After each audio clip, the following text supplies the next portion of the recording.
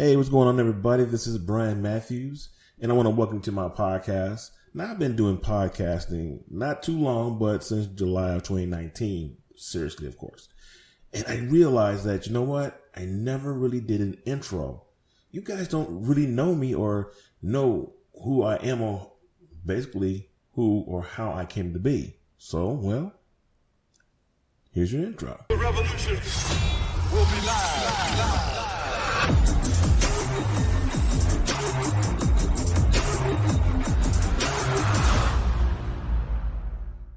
Like I said, my name is Bryan Matthews.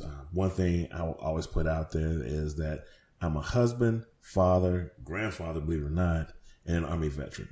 I served in the military for 24 years, which doesn't really make me special, you know.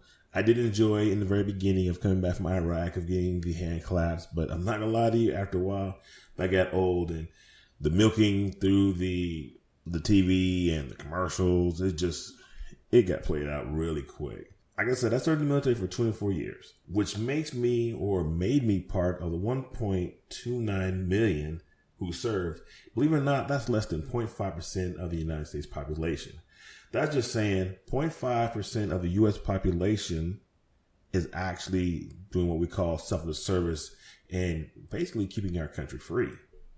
Now, while in the military, I had a chance to go around the world and I saw many cultures. Now, here's a fun fact.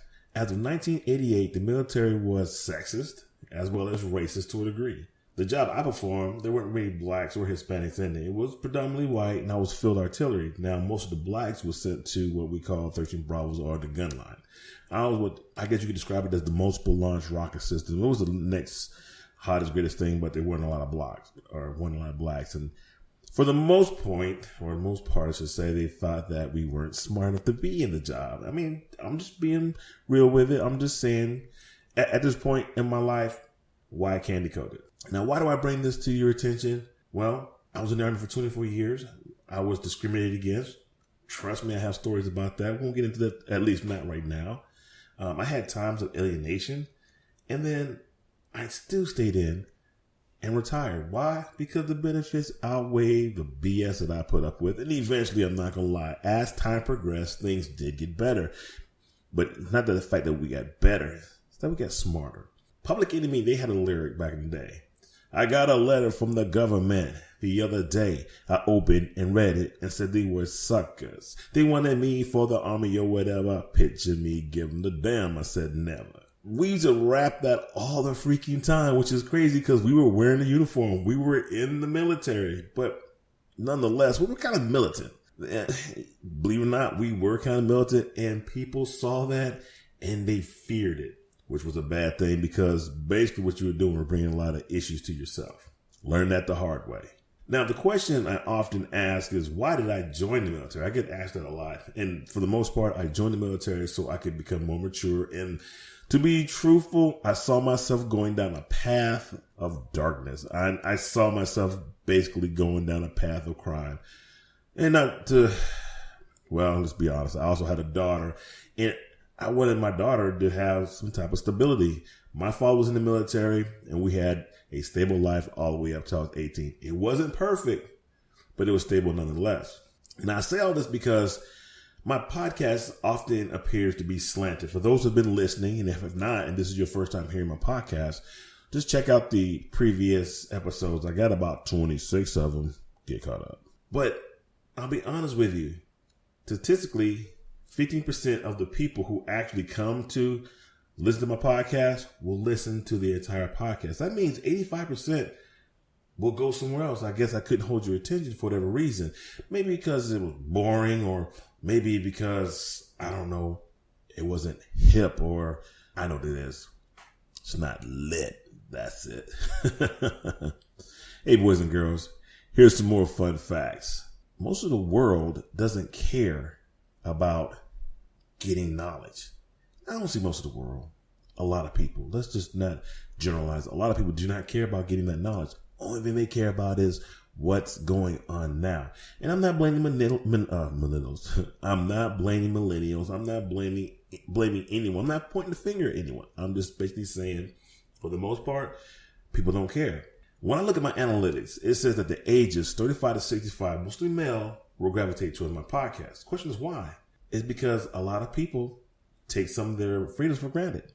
And one of those freedoms is the freedom of speech. Everybody thinks, oh, I can say what I want to say. Well, yeah, you can. But black men and boys face a higher risk of being killed by the police at a rate of 96 out of 100,000 deaths.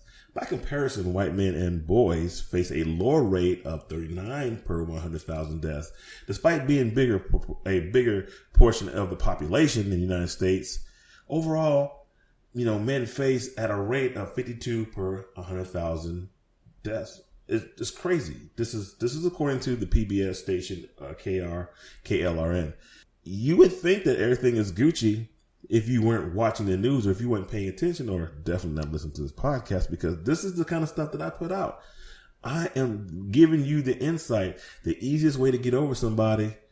Hey, fill them full of BS. A lot of people's going to believe it. And if you're not smart enough to listen and understand, then hey, it's easy to pull the wool over your eyes. We're used to it, dying while being black in America. But I heard an interesting fact from Dr. Phil. It was an older episode of The Breakfast Club, and he was talking about white privilege. Now, like I said, this podcast is slanted towards the black and the brown, so because I'm not a white guy, I don't know white privilege. I could just go by what I see. But when you have someone like Dr. Phil, he gives you some things to think about. Like, why didn't I get that job? Why are things the way they are? Well, when you're white, you get 40% longer interview for a job than men or women of color.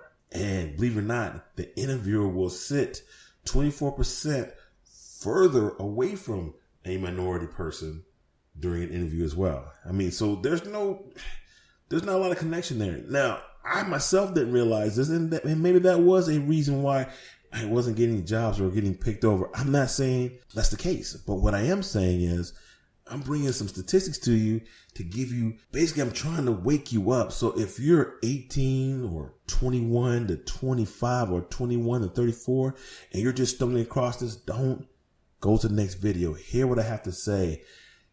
Be aware. Be that next person that understands, hey, my future is not guaranteed. As long as Trump is in the office, here's the bottom line. I know it could be boring and getting some knowledge isn't always cool in a lot of aspects. Black comedians have been hitting it on the head for years, especially Chris Rock. He says if you really want to save your money or hide your money from black folks, well, the N word, put it in the book, because reading is just like kryptonite to most ends.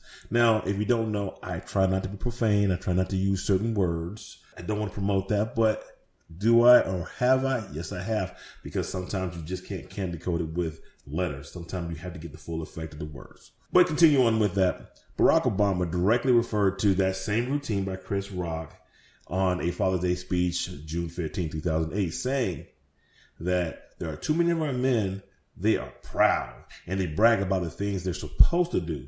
They say like, I'm not in jail. I take care of my kids. Fool, that's what you're supposed to do. You don't brag about stuff like that. That's just what you're supposed to do. And the reason why we're like that is because our ideals are different. Do you think going from 18 to 25 by not going to jail is an accomplishment? I didn't know that avoiding jail was such a hard strategic task that you had to do. I'm 50 and I made it successfully, but yeah, it is what it is. You got to look at it for what it is. A lot of our minds aren't really there. Ask yourself this question. How many people do you hear bragging about them having a bachelor's degree, a master's degree? But I know, as long as you have your diploma or your good enough degree, GED, guess that's all that matters. Well, once again, here's a fun fact. The black education attained by sex, percentage of black men and women over 25, 6% men graduate with a professional degree.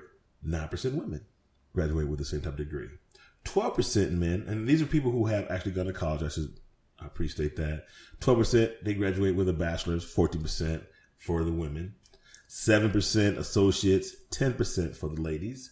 23%, some sort of college, no degree for the guys. 25% for the ladies.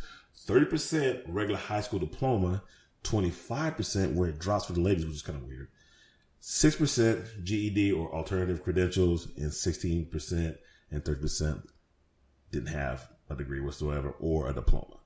This is what we're looking at. So it's easy to see why Donald Trump is in office today, because too many of our people are not concerned with their future.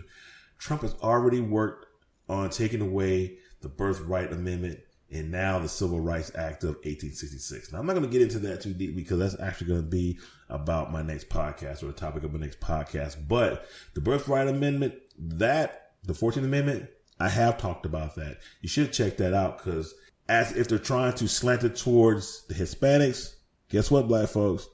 It's actually about you. Trump is being real sneaky, and I'm telling you, he's trying to bring slavery back. I can't prove it at this point, but some things just, hey, if it walks like a duck, quacks like a duck, then guess what? Call it a duck. But hey, most Americans wouldn't know because we're too busy watching Teen Mom and Teen Mom OG and Florida Bama Shore. We got our minds wrapped around these things. They're not as important because it's nothing more than a distraction.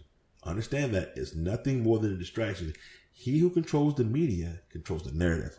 And I will end it with this because, like I said, this is just the introduction. I'm just giving you some fruit. I'm just giving you some food. I'm just giving you some substance to make you say, maybe that old dude got a little bit insight.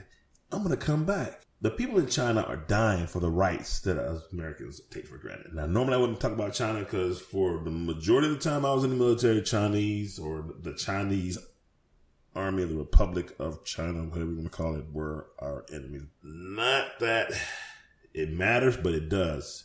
There are 6 measures that were outlined in the guidelines aimed at preventing minors from indulging in online games. Among them is a ban on online video games for minors between the hours of 10 p.m. and 8 a.m.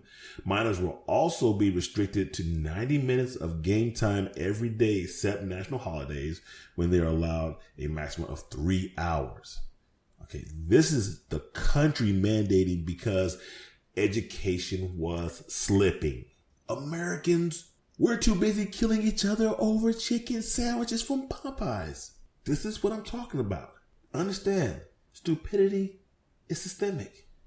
And if you don't understand what that means, you get the internet and look it up. It makes sense. This is the type of content I provide on a weekly basis, people. I've revamped my programming, and if it's not educating or challenging the status quo, then it's not relevant to the cause. So if you're ready to be informed, then subscribe to my YouTube channel, as well as follow my Facebook page. All will be listed down below. And know this: if knowledge is power, then a God am I. This is Bryan Matthews, host of Sykalogics. And remember, being uninformed is not only an excuse, it's a choice. The revolution will be live.